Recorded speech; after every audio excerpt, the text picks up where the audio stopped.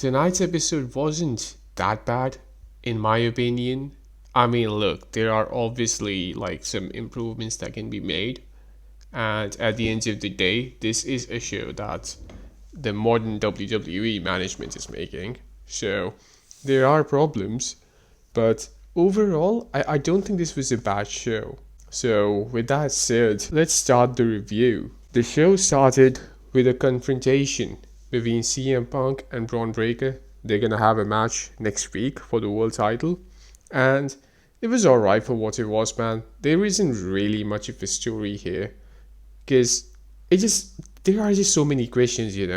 Braun Breaker injured Seth Rollins in kayfabe, and then he was like, "I'm gonna win the world title," but there was a tournament that happened, and Braun Breaker wasn't even a part of that tournament, man. Just didn't make any sense to me. Ideally, I think if Braun Breaker was in the tournament, and it's just my opinion, right? Just like me being creative in a way.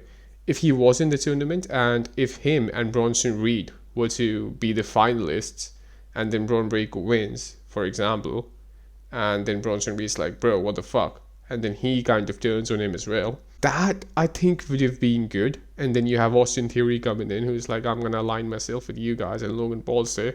I don't know. I just don't see Bronson Reed as a guy who's gonna be established as a main eventer anyway. So why have him? But we had a segment here, man, and both of these guys were like, "I'm better than you, and I'm better than you. I'm gonna beat you. You're gonna beat me." Just the typical. That was just that. And yeah, we're gonna have a match next week. I honestly don't think Braun Breaker's winning, even though it would be a nice surprise, to be honest. I don't mind seeing him win. I would like that. I just need something refreshing. Every time there is a title match, I feel like I already know what's gonna happen. Even if there is a title change that's about to happen, you already know. So it's just that. I wouldn't mind that. Then we had a backstage segment with the girls from Judgment Day. No one gives a fuck, man. I think Liv Morgan should be doing things a lot better than this. I don't know what's going on here. Dominic Mysterio apparently is now injured. So this faction, if you remember what it was back in the day, Ed started this faction, and he had Damian Priest and Rhea Ripley, and that is what the faction was about. From that to now this, we have all the guys injured. Finn Balor's there, but fuck even knows what he's doing. And we have these three girls fucking catfighting passively. What the fuck, man? Anyway, then we had the world title match, and one of the girls from Judgment Day was in the match, Raquel Rodriguez. And again, it's one of those matches, man. As I said earlier, there is a world title match. I already know that the title will be retained. I already know that. There is no suspense here. There is no excitement. Why would there be? You already know what's gonna happen, man. So who gives a fuck? There is another title match that happens in this show, and the titles change hand. We'll come to that. Even with that match, man, you already know what's gonna happen. So who gives a fuck? So it's just that. So with this win, man, Stephanie Vaquer retains, and maybe that's the strategy, man. You have to be a little predictable so that when you eventually do something unpredictable, it fucking means something. Maybe that's the strategy. I don't know. Because if you're being honest, Vince McMahon also used to like do the same thing, right? So maybe that's the case. Then we had a segment with Rhea Ripley, Io Sky, and the Kabuki Warriors. This was the worst segment of all time, man. This is just complete nonsense. No one cares. Just don't show something, man. Just accept the fact that you have no idea what to do with these people at the moment. Just wait for some storylines to finish up, I guess, and then you can insert them in somewhere. This is just boring as fuck. After that, we had Gunther and R-Truth. They're having a match. Imagine this, man. If R-Truth right now was Ron Killings, the gimmick change he had this year, sorry, and then Gunther made him tap out the way he did, don't you think that would have meant a lot more? Right now, he's just making a jobber tap out. Who gives a fuck? I don't care if he had history with John Cena. I don't give a rat's ass, man. Anyway, we had a Gunther match on Monday Night Raw, which is fucking saying something. With his entire heel run right now, he's always been a heel, but the recent rendition of the heel run that he's having, I don't know, man. I think something's missing. And I'll tell you what I think is missing, except for the fact that he's fucking boring, there is something else as well, because he has some things going for him, in my opinion, right? He has some things going for him. Even though his theme song is not originally his, it's still a good theme song and it does fit him. The only problem is that they are not subtle about what they're trying to do with him. If you make this guy to have John Cena out in his last match, you're not subtle anymore. I don't know. I think a good example of this would be Ryback. Ryback, even though it didn't work out for him, at one point of time, whether you like it or not, was incredibly over. Right? During that time, I was around, man. I was watching during that time, and what happened was that he basically went on a run where he was just beating jobbers or like lower mid carders, stuff like that. Then he maybe beat a bunch of mid carders as well. I don't know, but he wasn't beating anybody who was worth something. He was just doing that. He did that for a few months, and then he showed up in front of CM Punk, who was champion at the time. And it was like, man, this guy feels legit. He feels legit. He feels ready. He didn't have a single win. Correct me if I'm wrong, man. I could be. I don't think I am, though. He didn't have a single meaningful win in his career at that point. But still, it felt like, holy fuck, CM Punk's gonna be in trouble, man. And that's obviously the story that they were presenting as well. So it's not like they were trying to show that, oh, these are two equal fucking wrestlers. They were like, oh, CM Punk's fucked. And CM Punk was like, he was a heel at the time. He was running away from Ryback and all. And that worked, man, It didn't work the same way with Gunther because, honestly, man, like when he had his IC title reign, he was also doing something similar. He was actually beating people who are way more relevant than the people Ryback was beating. So I guess that's saying something, to be honest, man. Then we had Austin Theory versus Rey Mysterio, and they're still making Austin Theory look like a fucking jobber, man. He was about to lose to Rey Mysterio. Nowadays, everybody beats Rey Mysterio, man.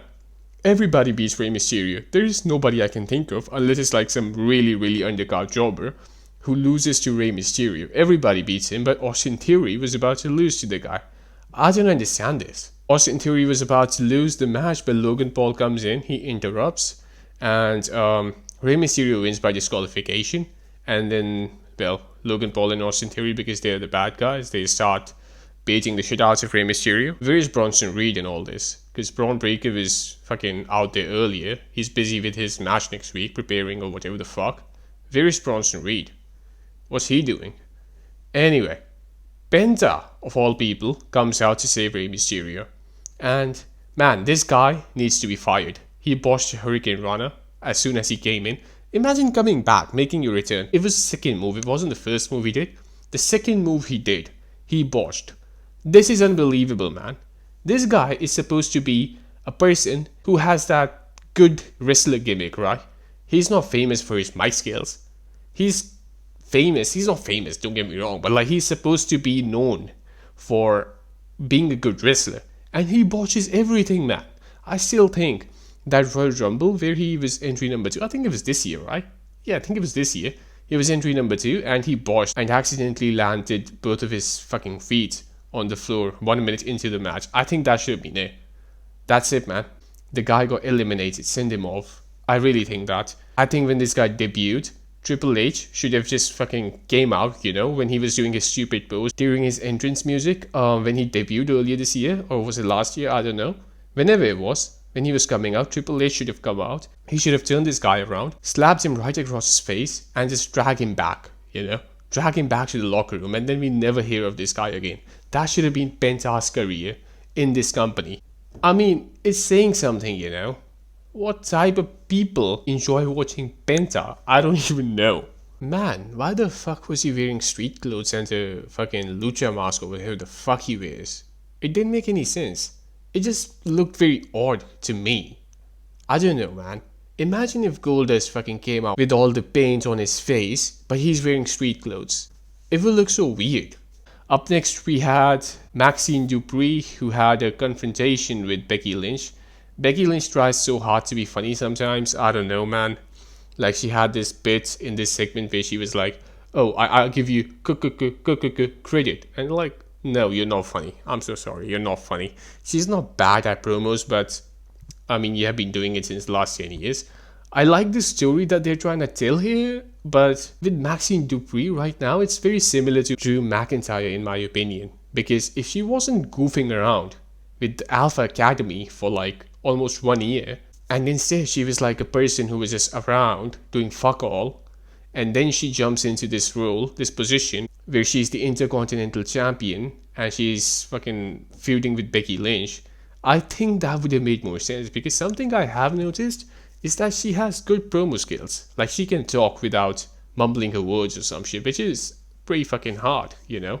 She can do that, so I don't mind it, but again, like I think people really need to be very, very cautious with what they do with their wrestlers, you know? Same with Austin Theory, like cashing in on the United States title. That's never gonna be forgotten. Anyway, we had a segment here. It was alright for what it was. There was a little more to this than, oh, I'm better than you and I'm better than you. I mean, there was just that, but there was that aspect of a fucking rookie challenging a guy, not a guy, sorry, a girl, who has established the law, and that dynamic where the established person is kind of patronizing in a way. It was something around those lines which I didn't mind. And lastly, we had the Usos winning the tag titles. They had a match against AJ Styles and Dragon Lee. People are mad at this one. I honestly don't care. I don't care about the tag titles, man. And it's kind of a good thing because if you're being honest, man, no one really gives a fuck about the tag titles. And now Jey Uso is in the tag team division.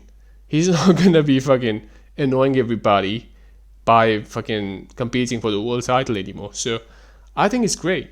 I think it's great. This guy, at one point of time, man, when he was literally coming out of the bloodline, when he didn't start yeeting though, or actually even before he came out of the bloodline, it was around maybe 2021. I think it was before Jimmy Uso even joined the bloodline, so it's a long time ago I'm talking about now. I really thought that there was some potential here, and he was a very different person at that time, if you remember. It was a more gritty version of Jey Uso.